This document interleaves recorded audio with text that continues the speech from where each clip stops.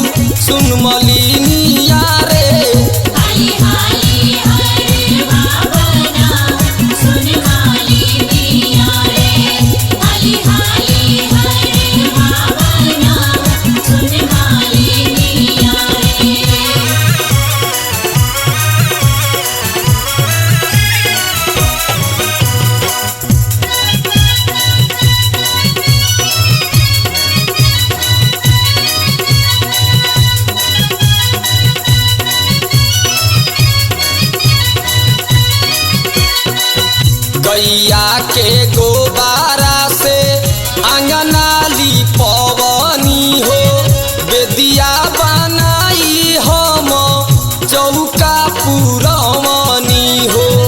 गैया के गोबारा से आंगनाली पवनी हो बेदिया बनाई हम चौका पुरवनी हो। लाले लाले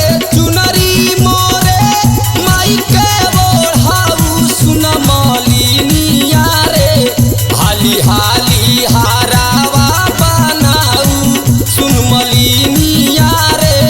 हाली हाली हारवा बना सुन मलिनिया रे। हाली हाली हारवा बना सुन मलिनिया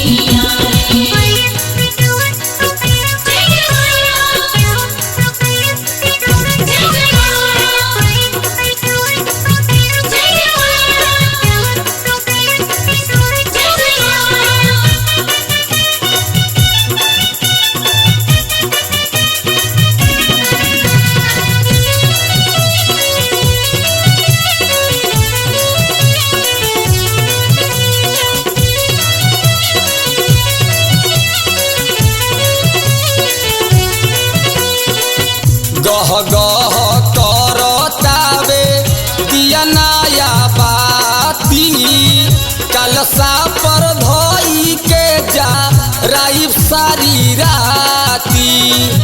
गह गह करतावे दिया नया बाती कलसा पर धोई के जा राइब सारी राती। निमिए के डढ़िया पर झुलवा लगाऊ सुन मलिनिया रे। हाली हाली हारावा बनाऊ सुन मलिनिया रे। हाली हाली हारवा बना सुन मलिनिया रे। हाली हाली हारवा बना सुन मलिनिया रे।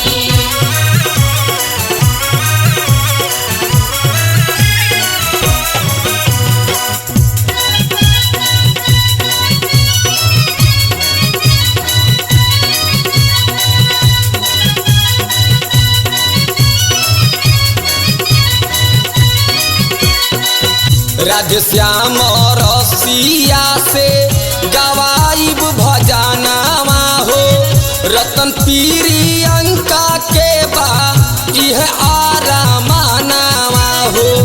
राधे श्याम रसिया से गवाइब भजनावा हो रतन पीरी अंका के बा यह आरामानावा हो।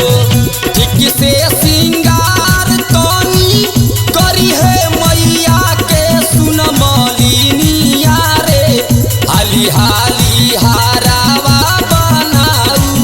सुन मल